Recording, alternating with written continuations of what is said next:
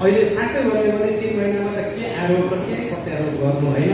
मैले पनि धेरै सफाइ दिने विषयमा म छैन, म सफाइ बिल्कुलै दिँदैन। अहिले यहाँहरूले सरकारले गरेका नीतिगत कुराहरू बाहेक आदेशात्मक शैलीबाट जति पनि कामहरू भएको छ त्यसको विषयमा हामीले अहिले वेट एन्ड सी गरौँ, हेरौँ र नीतिगत विषयहरू धेरै विधेयकहरू अहिले पास छ।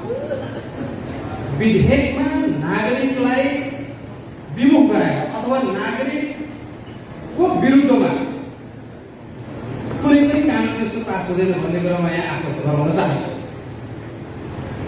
जति पनि विधेयकहरू पास भइराखेको छ अहिले यहाँलाई लाग्न सक्छ कतिपय आदेशहरूमा कतिपय कुराहरू अनियमिततालाई रोक्दाखेरि त्यसको अलिकति चाहिने साइड इफेक्टहरू परिरहेको देखिरहेको छौँ हामीले। त्यो भनेको विधेयकको बाटो होइन, कानुनको माध्यमबाट होइन। कतिपय कुराहरूलाई तुरन्त तत्काल रोक्नु पर्ने हुन्छ, सच्याउनु पर्ने हुन्छ। यो चाहिँ सङ्क्रमणकाल जस्तै बुझाउने हो 3 महिनाको समयलाई। तर लङ टर्ममा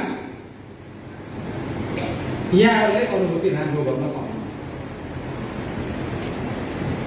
हाम्रो अदालतले भन्नुभयो संविधान सभाको सदस्यले यसको कुनै पनि कुरा नपाउनु होला जुन चाहिँ भोलिको दिनमा त मलाई गाह्रो। म त जनप्रतिनिधि दोस्रो पटक बोल्यो, स्थानीय तहमा हामीले जति बोल्थ्यौँ त्यति काम गर्थ्यौँ। यो मेरो आफ्नो मेरो सुहाव पनि छ होइन। अलिकति चाहिने हाइपोथेटिकल पनि कहिलेकाहीँ हामी बोलिन्छ र गर्ने सोच राखिन्छ। त्यो भनेको नराम्रो हो जस्तो मलाई लाग्दैन, किनभने लिडर अलिकति अगाडि सोचेन भने त्यो पनि ठिक हुँदैन होइन। यहाँले उठाइरहेको कुराभन्दा फरक ढङ्गले विकास हुन्छ, मैले त्यो कुरा भन्न चाहन्छु। यहाँले उठाउनु भएको छ महेशको भन्सारको कुरा, त्यहाँ रेड भएन, यी सबै कुराहरू भइ पनि रहेको छ। अब यहाँले त रिजल्ट मात्रै हेर्ने होइन। हामी 3 महिनामा कति काम गरिरहेको छौँ त्यो अहिले सो गर्ने विषय छैन। हामी त्यो रिजल्टै देखियो सबैले अनुभूति गर्ने गरी भन्ने नै चाहन्छौँ हामी। किन बोल्नु पर्यो? अब त्यहाँदेखि चाहिँ सुनौ बोर्डर टु हाइवेको यो प्लानिङमै छ, केही त्यसको काम अगाडि बढेको छ होइन। यसपालि बजेट पऱ्यो कि परेन भन्ने यहाँलाई चिन्ता होला। त्यो डेफिनेट परमागतमा छ, त्यो क्रमिक रूपमा हुन्छ र 2 वर्षको समय भन्नुभएको छ। 2 वर्ष पनि लाग्दै रहेछ, 2 वर्षभित्र निर्माण सम्पन्न हुन्छ।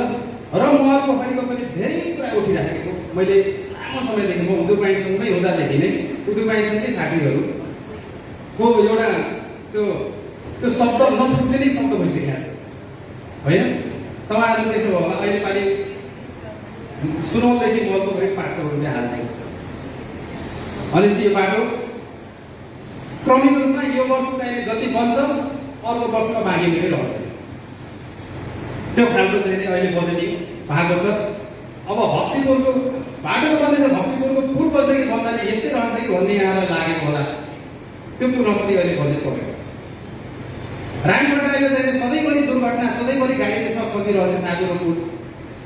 अब यो यस्तै रहन्छ कि म मेयर हुँदा पनि धेरै पटक मैले आग्रह गरेको थिएँ, त्यो बेलामा हुन सकेन। अब आफै गएपछि त किन नगर्नु, त्यसमा पनि बजेट हालिएको छ होइन। अहिले यसपालि 5 वटा पुलको चाहिने बजेटिङ भएको छ र यति मात्र होइन, यसको अलावा यहाँलाई म अग्रिम मैले जानकारी गराउन चाहन्छु। बेलैयादेखि घुमैसम्म यो बाटो यतिकै रहँदैन, यो स्मार्ट 4 लेनको सडक निर्माण हुन्छ। यो हाउसमा कुरा पनि उठाउँछु र यो जसरी पनि गराउने यो कुरा यहाँलाई मैले निवेदन गर्न चाहन्छु। एकदम यो बहुत महत्त्वाकांक्षी ठुलो हाइपोथेटिकल कुरा भनेर नसोच्नु होला। त्यसलाई एक्सप्रेस नै रोडको रूपमा विकास गर्नु।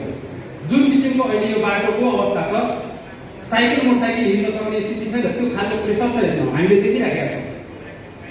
त्यस कारणले गर्दा यो रोडको यही पोजिसनले धान्दैन, यसलाई 4 लेन हामीले विस्तार गरेको छ। अनि यो कुरालाई पनि म यहाँलाई एकदम हार्दिकतापूर्वक निवेदन गर्न चाहन्छु।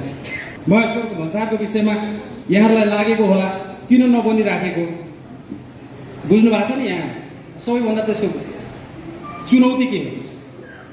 सबैभन्दा ठुलो चुनौती त्यसको जग्गा गर्नु पर्यो। जग्गा प्राप्ति नगरेसम्म त्यहाँ कतिपटक पूर्वाधारको लागि पैसा आयो, फर्केर गयो। अहिले पनि पूर्वाधारको लागि पैसा त हाल्न सकियो, जग्गा प्राप्ति नहुँदासम्म निर्माण हुँदैन। त्यहाँ ऐलानी सरकारी जग्गा छैन, त्यहाँ निजी स्वामित्वको जग्गाहरू छ। निजी स्वामित्वको जग्गा धनीले कहिले दिन्छु भन्छ, कहिले दिन्न भन्छ। यो खालको समस्या छ। अब यसको मेडिएसन र अहिले के हो भने आजसम्मको छिटो साहब जानु हो, अहिलेसम्मको विद्यमान कानुनले यो जग्गा अधिग्रहण भन्छ।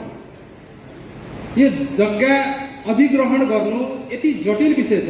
सिडिओको अध्यक्षतामा त्यो जग्गा खरिद गर्नु समिति छ। जग्गा खरिद गर्दाखेरि त्यसको मोलतोल कसरी गर्ने, चाहिएको त्यही जग्गा हो, भनेको जतिको मूल्यमा नपाउन सक्ला, उसले भने जतिको मूल्य दिन सक्नुपर्ने परिस्थिति हुन्छ। सिडिओ साहबहरूले चलन चल्ती र मालपोतको मूल्यभन्दा वृद्धि गर्न सक्नुहुन्न। कलम चोर्ने बित्तिकै अख्तियारले सुन्छ।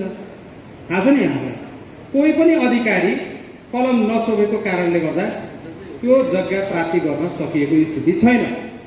र यहाँलाई त्यो राम्रोसँग अनुभूति होला, मालपोतको रेटमा कसैले जग्गा बेच्छ, पाइन्छ, किन्न सकिन्छ मालपोतको दर रेटमा। मालपोतको दर रेट नै त्यहाँ लेखेको हुन्छ के भने न्यूनतम दर रेट भनेर लेखेको हुन्छ, होइन? हामीले किन्नुपर्ने आवश्यकता छ भने हामीले अधिकतम दिनु पर्यो, होइन? अब यो कानुन परिमार्जन नगरिकन त जग्गा खरिदै गर्न सकिन्न। मेन सुरु कुरो भन्दैछु, त्यो समस्या भनेको यो भौतिक संरचना, क्वारेन्टाइन इत्यादि यी सबै कुराहरू त के हो भने हाम्रो संरचना भयो भने त यी सबै कुराहरू हुन्छ, होइन? यो बहसको विषय बनाएको छैन भन्ने कुरा होइन। हामी धेरै पटक डिजीसँग पनि, भन्सारको डिजीसँग पनि बसिसक्यौँ, अर्थमन्त्रीसँग पनि बसिसक्यौँ यो विषयलाई लिएर। यो मुख्य कुरालाई कसरी गाँठो पुग्यो भने अब यो कानुनलाई संशोधन गरेर भए तापनि यसलाई गर्नुपर्छ भन्ने, तर गराउने हो। यति भन्दा यहाँले फेरि अब निराशा लाग्ला कि यो हुन्छ कि हुँदैन भन्ने, त्यस्तो होइन।